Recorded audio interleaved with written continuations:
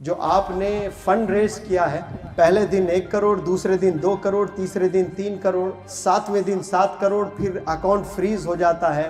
होना तो ये चाहिए था कि कोई 2 ताजिर आ जाए, इस नौजवान के जज्बे को सुने और कहें कि कोई फंड रेज करने की जरूरत नहीं है बेटा, कितने पैसों की जरूरत, सिर्फ 18 करोड़, आई गिव यू, ऐसे दे देते। लेकिन कौन दिए हैं इस नौजवान को पैसे? बेवा औरतों ने दिए हैं, रिक्शा पुलर्स ने दिए हैं, लेबर्स ने दिए हैं, स्वीपर्स ने दिए हैं। आप सब लोग खड़े हो जाए उन लेबर्स के लिए, उन बेवाओं के लिए सलूट करता हूं मैं। वो जो 100-100 रुपए डालकर इस नौजवान को एक हिम्मत दिए हैं, ये साफ मैसेज पूरे दुनिया को मिलता है कि कौम अभी जिंदा है। अगर कौम को बनाना चाहते हो, कम्युनिटीज को डेवलप करना चाहते हो, लोगों को जिंदा रखना चाहते हो, कामयाब करना चाहते हो, तो आप सल्लल्लाहु अलैहि वसल्लम के लाइफस्टाइल को अपनाओ। कैसे अपनाओ? जैसे वो करके दिखाए हैं। नौजवानों को खड़े होना चाहिए, नौजवानों को आगे आना चाहिए। यही उलमा का विजन, यही उलमा के बयानात होते हैं। तो तमाम उलमा हजरात से अपील करता हूं, देखो एक नौजवान खड़ा हुआ है, आपकी दुआओं की जरूरत है, आपकी मदद की जरूरत है। 18 साल के बच्चों में पबजी की दीवानगी होती है, लड़कियों के कॉलेजेस के तवाफ कर रहे होते हैं, गंदे कामों में मुलविस होते हैं, वालिदैन को धोखा देने में तुले हुए होते हैं। और वैसी उम्र में ये लड़का ख्वाब देखता है कि जब मैं 18 का हो जाऊंगा तो मैं बाप बनूंगा 18 ऑर्फन चिल्ड्रन का। ये सोच इंशाअल्लाह काफी है इस बंदे को जन्नत तक ले जाने के लिए। पहले जमाने में मसाजिद कम थे, मदारिस कम थे, स्कॉलर्स कम थे, पैसे वाले कम थे, फिर भी इस्लाम को जिंदा रखे। आज बहुत पैसा है, बहुत से स्कॉलर्स हैं, बहुत से मसाजिद हैं, बहुत से मदारिस है। कमी कहाँ है? अच्छे इंसानों की कमी है। 1-2% होंगे नौजवान जिनके पास में गोल्स हैं, विजन है, कुछ करना चाहते हैं खुद के लिए या फिर देश के लिए, लेकिन कुछ करना चाहते हैं। तो एक बड़ा तबका 90% का ऐसा है जो उन्हें नहीं पता कि वो क्यों जी रहे हैं। तो ऐसे माशरे में एक नौजवान खड़े होता है एक विजन लेकर कि मैं गरीबी मिटाऊंगा, और वो गरीबी को मैं पैसों से नहीं मिटाऊंगा। मैं जो सबसे पहली आयत उतरी है पूरे मैनकाइंड पर, इक़रा पढ़ इल्म हासिल कर, उसको ही मैं ताकत बनाऊंगा और उसके साथ मैं चलूंगा और गरीबी मिटाऊंगा। फिर उन्हीं गरीब बच्चों में से मैं लीडर्स को पैदा करूंगा, और उस नौजवान का नाम है Wali Rahmani. Big round of applause for this boy. जो आपने फंड रेज किया है, पहले दिन 1 करोड़, दूसरे दिन 2 करोड़, तीसरे दिन 3 करोड़, 7वें दिन 7 करोड़, फिर अकाउंट फ्रीज हो जाता है। अगर अकाउंट फ्रीज ना होता तो कितने आते, पूछा मैंने वली रहमानी साहब से। तो इन्होंने कहा कि मुझे 15-20 तो जरूर आते थे। मैं पूरे जिम्मेदारी से कह रहा हूं कि 100 तो किसी भी हाल आते थे। और मैं इसमें इस नौजवान को ज्यादा अप्रिशिएट नहीं करता हूं। इस प्लेटफॉर्म से मैं सलाम करता हूं वो पैसे डालने वाले मौलाना हुजैफा साहब, वो स्वीपर्स हैं, वो ड्राइवर्स हैं, वो रिक्शा पुलर्स हैं, वो लेबर्स हैं। ये साफ मैसेज पूरे दुनिया को मिलता है कि कौम अभी जिंदा है। बेवाओं ने आपको 100-100 रुपए डाले हैं। होना तो ये चाहिए था कि कोई 2 ताजिर आ जाए, इस नौजवान के जज्बे को सुने और कहें कि कोई फंड रेज करने की जरूरत नहीं है बेटा, कितने पैसों की जरूरत, सिर्फ 18 करोड़, आई गिव यू, ऐसे दे देते। लेकिन कौन दिए हैं इस नौजवान को पैसे? बेवा औरतों ने दिए हैं, रिक्शा पुलर्स ने दिए हैं, लेबर्स ने दिए हैं, स्वीपर्स ने दिए हैं। आप सब लोग खड़े हो जाए उन लेबर्स के लिए, उन बेवाओं के लिए सलूट करता हूं मैं। वो जो 100-100 रुपए डालकर इस नौजवान को एक हिम्मत दिए हैं, मुझे यकीन है आने वाले जमाने में ऐसे न जाने कितने लाखों करोड़ों आपसे जुड़ जाएंगे, और न जाने कितने मिलेनियर्स हैं जो ये काम कर सकते हैं, लेकिन अल्लाह ने तौफीक नहीं दी है, उनके दिल में वो फिक्र नहीं डाली है। तो इस कम सिन उम्र में ये दर्द लेकर पैदा होना, ये साफ मैसेज देता है कि ये अल्लाह की तरफ से है। वरना जवानी में 90% लोग बर्बाद हो जाते हैं। हालांकि जवानी में जो एनर्जी होती है वो 1000 लोग मिलकर जो काम करते हैं ना, बूढ़े लोग, वो एक नौजवान बच्चा कर सकता है। वो एनर्जी, वो एंथुजियाज्म, वो पैशन, वो दीवानगी, वो जुनून, वो जज्बा होता है नौजवानों में, लेकिन चैनलाइज सही नहीं होता है, इसीलिए पूरी ज़िंदगी उनका करियर बर्बाद होता है। सिर्फ करियर नहीं कहता हूँ मैं, उनकी नस्लें बर्बाद हो जाती हैं। तो इस विजन को लेकर एक नौजवान खड़े होता है, और उस नौजवान को अगर हम साथ नहीं देंगे तो हम अपनी आंखों से इस कौम के बच्चों को बर्बाद होते हुए देखेंगे, और वो कौम के बच्चों में मुनव्वर ज़मा के भी बच्चे होंगे, और जो मुझे देख रहे हैं, मुझे सुन रहे हैं, उनके भी बच्चे शामिल हो जाएंगे। अल्लाह हिफाजत फरमाए। अगर हम सही लोग का साथ नहीं देंगे, एक तो हम काम नहीं करते, काम नहीं करना चाहते, लेकिन जो करते हैं अगर उनका साथ नहीं देंगे तो ये खुशफहमी में ना रहे कि मेरे पास पैसा है, मेरे पास में एसेट्स है, मैं तो मेरी बच्चों की ज़िंदगी संवार लूँगा। आप गलतफहमी में हैं। एक पल नहीं लगता बच्चों को बिगड़ने के लिए, ईमान से दूर हो जाने के लिए। एक पल, सेकंड इज इनफ। उसकी दोस्ती एक ऐसे बच्चे के साथ हो जाएगी, ऐसे लड़की के साथ में इश्क हो जाएगा, वो ईमान से दूर, वो पूरे करियर को कोलैप्स कर बैठेगा। अगर कौम को बनाना चाहते हो, कम्युनिटीज को डेवलप करना चाहते हो, लोगों को जिंदा रखना चाहते हो, जिंदा मुराद हम है जिंदा लेकिन वाकई में जिंदा नहीं है, मुर्दा दिल है हमारे। तो लोगों को जिंदा अगर रखना चाहते हैं, कामयाब करना चाहते हो, तो आप सल्लल्लाहु अलैहि वसल्लम के लाइफस्टाइल को अपनाओ। कैसे अपनाओ? जैसे वो करके दिखाए हैं, बोल कर नहीं।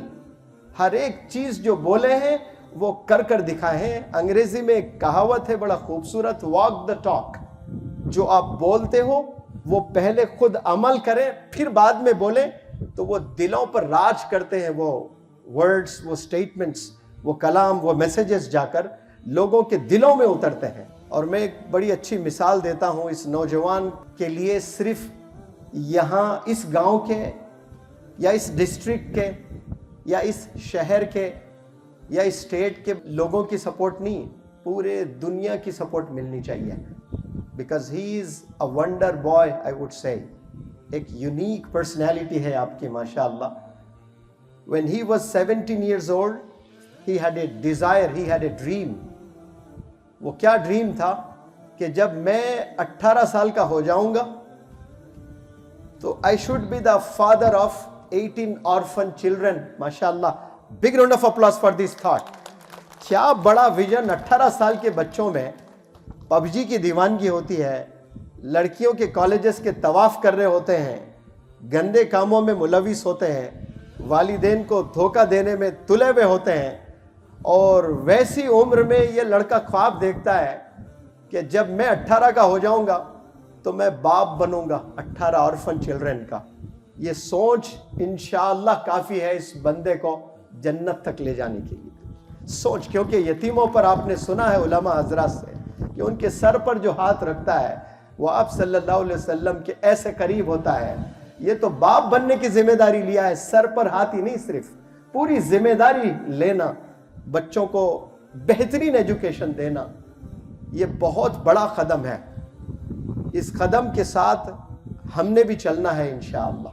तो ये लीडर्स अगर जो भी बनना चाहते हैं, उन्हें बहुत सिंपल होना है, बहुत हम्बल होना है, ग्राउंडेड होना है, और लीडर में सबसे जो बड़ी क्वालिटी होती है वो सैक्रिफाइस करना, और वो क्रिटिसिज्म को जो फेस करने की जुर्रत रखता है वही लीडरशिप में आए। वरना लीडरशिप को दूर कर दें, अपनी 4 दीवारी में मस्त जिंदगी, आप 2 लाख 3 लाख 5 लाख कमाएं, बीवी बच्चों के साथ जिए।